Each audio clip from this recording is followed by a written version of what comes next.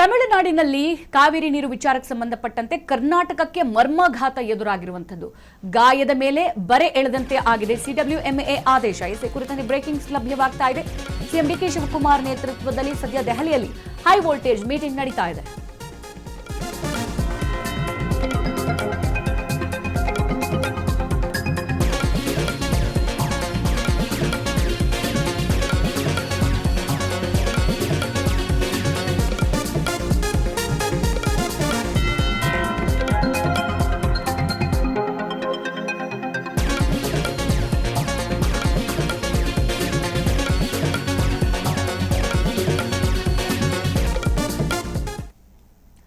ತಮಿಳುನಾಡಿನಲ್ಲಿ ಕಾವೇರಿ ನೀರು ಹರಿಸುವ ವಿಚಾರಕ್ಕೆ ಸಂಬಂಧಪಟ್ಟಂತೆ ಕರ್ನಾಟಕಕ್ಕೆ ಈಗ ಮರ್ಮಾಘಾತ ಎದುರಾಗಿರುವಂತದ್ದು.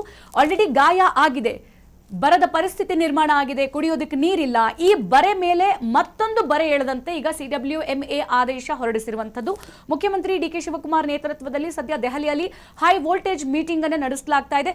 ನೀರು ಬಿಡಬೇಕಾ ಬೇಡವಾ? ಯಾಕಂತಂದ್ರೆ ಬಿಡಬೇಕು ಅನ್ನೋದು ಸಿಡಬ್ಲ್ಯೂಎಂಎ ಆದೇಶ ಆಗಿರಬಹುದು. ತಮಿಳುನಾಡು ಮುಖ್ಯಮಂತ್ರಿ ಕೂಡ ಈ ವಿಚಾರಕ್ಕೆ ಸಂಬಂಧಪಟ್ಟಂತೆ ಸಿಡಬ್ಲ್ಯೂಎಂಎ ಕದ ತಟ್ಟಿರುವಂತದ್ದು. ಆದ್ರೆ ಬೇಡ ಅನ್ನುವಂಥದ್ದು ಕನ್ನಡಿಗರ ಆದೇಶ, ಕನ್ನಡಿಗರ ವಿರೋಧ ಕೂಡ ಇದೆ. ಈ ಕುರಿತಂತೆ ಈಗ ದೆಹಲಿಯಲ್ಲಿ ಅಧಿಕಾರಿಗಳ ಜೊತೆ ಡಿಕೆ ಶಿವಕುಮಾರ್ ಚರ್ಚೆಯನ್ನ ಮಾಡ್ತಾ ಇದ್ದಾರೆ. ಸೊ ಹಾಗಾಗಿ ಕನ್ನಡಿಗರು ಹೇಳಿರೋದೇನು? ನೀರ್ ಬಿಡ್ಲೇಬೇಡಿ, ಬಿಟ್ರೆ ನಾವು ಯಾವ ರೀತಿ ಎಚ್ಚರಿಕೆ ಕೊಡ್ತೀವಿ, ನಮ್ಮ ಪ್ರೊಟೆಸ್ಟ್ ಯಾವ ತರ ಇರುತ್ತೆ ಅನ್ನೋದನ್ನ ನೀವು ಊಹಿಸೋಕು ಸಾಧ್ಯ ಇಲ್ಲ ಅಂತ ಹೇಳ್ಬಿಟ್ಟು ಈಗ ರಾಜ್ಯ ಸರ್ಕಾರಕ್ಕೆ ಎಚ್ಚರಿಕೆ ಕೊಟ್ಟಿರುವಂತ ಬೆನ್ನಲ್ಲೇ ಸುಪ್ರೀಂ ಕೋರ್ಟ್ ಕದ ತಟ್ಟೋಕೆ ಡಿಕೆ ಶಿವಕುಮಾರ್ ಮುಂದಾಗ್ತಾರಾ? ಕಾದು ನೋಡ್ಬೇಕು. ಬಹಳ ಕುತೂಹಲ ಮೂಡಿಸಿದೆ ಕರ್ನಾಟಕದ ಮುಂದಿನ ನಡೆ. ಯಾಕಂತಂದ್ರೆ ಕರ್ನಾಟಕದ ಜನರನ್ನ ಎದುರು ಹಾಕೊಂಡು ರಾಜಕಾರಣಿಗಳು ರಾಜಕಾರಣ ಮಾಡೋದಕ್ಕೆ ಸಾಧ್ಯ ಇಲ್ಲ. ಯಾಕಂತಂದ್ರೆ ನಾವು ಚುನಾಯಿಸಿ ಕಳಿಸಿದಂತಹ ಪ್ರತಿನಿಧಿಗಳು ಇವತ್ತು ನಮ್ಮನ್ನ ಆಳ್ತಾ ಇರುವಂತದ್ದು. ಇದೇ ಜನಸಾಮಾನ್ಯರು ನಾವು ಮುತುವರ್ಜಿಯನ್ನು ವಹಿಸಿ ನಾವು ಅಧಿಕಾರಕ್ಕೆ ಇಳಿದು ನಾವೇ ನಿರ್ಣಯ ತೆಗೆದುಕೊಂಡ್ವಿ ಅಂತ ಅಂದ್ರೆ ಯಾವ ರಾಜಕಾರಣಿಗಳು ರಾಜಕಾರಣ ಮಾಡೋದಕ್ಕೆ ಸಾಧ್ಯ ಇಲ್ಲ. ಹಾಗಾಗಿ ಕನ್ನಡಿಗರನ್ನು ಕೂಡ ಪ್ರತಿನಿಧಿಸುವಂತ ಕ್ಷೇತ್ರ ಪ್ರತಿನಿಧಿಗಳು ನಮ್ಮನ್ನು ಕೂಡ ನೋಡ್ಕೋಬೇಕಾಗುತ್ತೆ.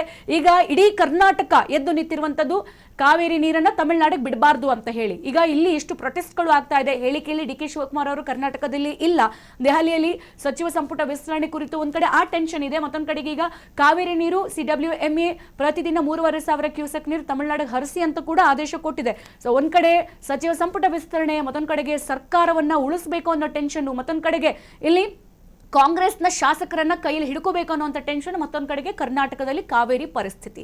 ಸೊ ಡಿಕೆ ಶಿವಕುಮಾರ್ ಅವರ ಮುಂದಿನ ಹಾದಿ ಸುಪ್ರೀಂ ಕೋರ್ಟ್ ಕದ ತಟ್ಟಲೇಬೇಕು. ಇದು ಪ್ರತಿಯೊಬ್ಬ ಕನ್ನಡಿಗನ ಅಸ್ಮಿತೆ ಕಾವೇರಿ ನೀರು.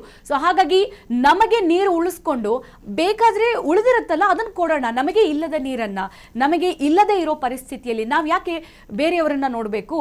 ನಮ್ಮಲ್ಲಿರುವಂತಹ ರಾಜ್ಯದ ಪ್ರತಿನಿಧಿ, ರಾಜ್ಯದ ಜನರನ್ನ ನಾವು ಮೊದಲು ನೋಡ್ಕೋಬೇಕು. ಯಾಕಂತಂದ್ರೆ ಇವತ್ತು ನಾವು ಅಧಿಕಾರದಲ್ಲಿದ್ದೀವಿ, ಇವತ್ತು ನಮ್ಮ ಸರ್ಕಾರ ಅಧಿಕಾರದಲ್ಲಿದೆ ಅಂತ ಅಂದ್ರೆ ಇದೇ ಜನಪ್ರತಿನಿಧಿಗಳು, ಇದೇ ಜನರು ಹಾಕಿರುವಂತಹ ಓಟು. ಸೊ ಒಂದೊಂದು ಓಟ್ಗೂ ಕೂಡ ನೀವು ಮರ್ಯಾದೆಯನ್ನ ಕೊಟ್ಟು ಸುಪ್ರೀಂ ಕೋರ್ಟ್ ಕದ ತಟ್ಟಲೇಬೇಕಾಗುತ್ತೆ. ಸೊ ಈಗ ಸಿಎಂ ಡಿಕೆ ಶಿವಕುಮಾರ್ ಅವರ ಮುಂದಿರುವಂತಹ ಹಾದಿ ಏನು? ಸುಪ್ರೀಂ ಕದ ತಡ್ತಾರ? ಬಹಳ ಕುತೂಹಲ ಮೂಡಿಸಿದೆ ಕರ್ನಾಟಕದ ಮುಂದಿನ ನಡೆ. ರಾಜ್ಯದೆಲ್ಲೆಡೆ ಹೋರಾಟ ನೋಡಿ.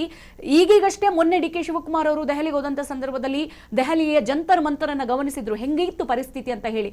ಈಗ ಕರ್ನಾಟಕ ಮತ್ತೊಂದು ಜಂತರ್ ಮಂತರ್ಗೆ ಸಾಕ್ಷಿ ಆಗ್ಬಾರ್ದು ಅಂತ ಅಂದ್ರೆ ಸುಪ್ರೀಂ ಕದ ತಟ್ಟಬೇಕು. ಈಗ ಕೊಟ್ಟಿರುವಂತಹ ಆದೇಶವನ್ನ ಪ್ರಶ್ನಿಸಿ ನೀರು ಬಿಡೋದಕ್ಕೆ ಸಾಧ್ಯ ಇಲ್ಲ ಅಂತ ಹೇಳಿ ವಾದ ಮಾಡಬೇಕು. ಸೊ ಈ ವಿಚಾರದಲ್ಲಿ ಸುಪ್ರೀಂ ಕೋರ್ಟ್ಗೆ ಹೋಗ್ತಾರಾ ಡಿಕೆ ಶಿವಕುಮಾರ್? ಕಾನೂನು ತಜ್ಞರ ಜೊತೆಗೆ ಕುತ್ಕೊಂಡು ಮಾತಾಡ್ತಾರಾ ಅನ್ನೋದನ್ನ ಕಾದು ನೋಡ್ಬೇಕು.